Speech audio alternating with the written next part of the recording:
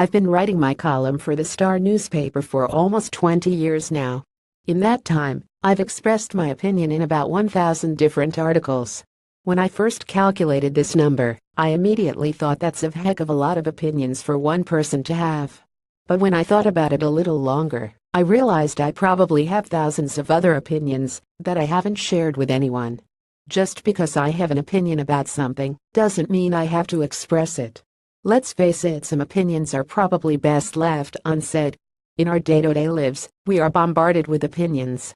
They can confront you at any time. Like first thing in the morning, when your partner tells you over coffee and toast that you look tired. Note to all men, if your partner looks tired, keep your opinion to yourself, even if you are concerned about her. Otherwise, she will spend the rest of the day thinking about it.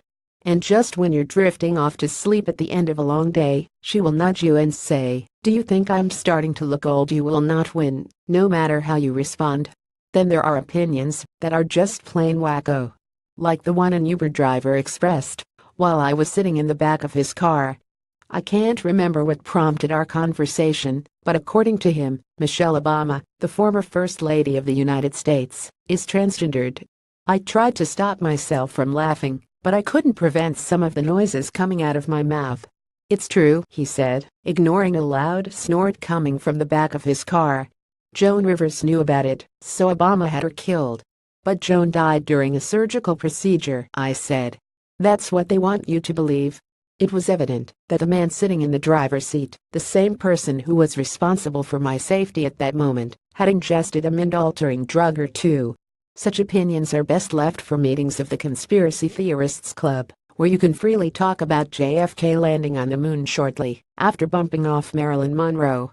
Over the years, my opinions have caused my column to be spiked rejected by my editor twice.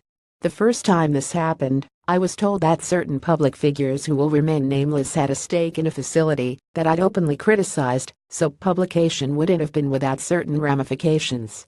The second time my column was spiked, I had more than a hunch that it wouldn't pass the newspaper's moral sensitivities. The rejection made me feel like a bit of a pervert for a few minutes, but I did acknowledge that my writing was too risque on that occasion for a family newspaper. I gave myself a slap on the wrist and began focusing on safer topics. Then there are the readers of this column who freely give me their opinions of my opinions.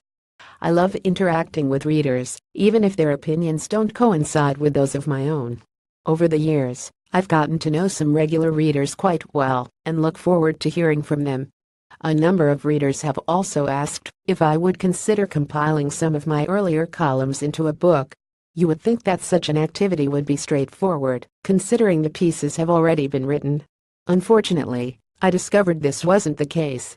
After trawling through the articles I wrote during my first 10 years with the Star, I realized some pieces that were topical at the time of publication couldn't be republished without a long preface explaining what was going on in Malaysia at that time. Other pieces were not considered for the compilation because they no longer express my opinions today. Opinions can change with time. The resulting book, Not Tonight, Dear, I'm Defrosting, contains tales about motherhood, my Scottish family, expatriate living, acting both on and off the stage, and, of course, defrosting. From meeting an Oscar-nominated actress in a Malaysian potty field, to dropping a set of false teeth not my own on a bus, to the questionable male drive, to my opinions on the eating habits of the Clintons and the dangers of Nordic walking, these are just some of the topics that have appealed to my quirky sense of humor over the last 2 decades. You can order a copy by visiting my website at www.marischniederauthor.com. I would like to express my gratitude to the Star Media Group for allowing me to republish the articles in Not Tonight, Dear, I'm Defrosting. And to all readers, a huge thank you for your support over the years. In my opinion, you're the best. Check out Mary on Facebook at www.facebook.com or read.schneider.writer.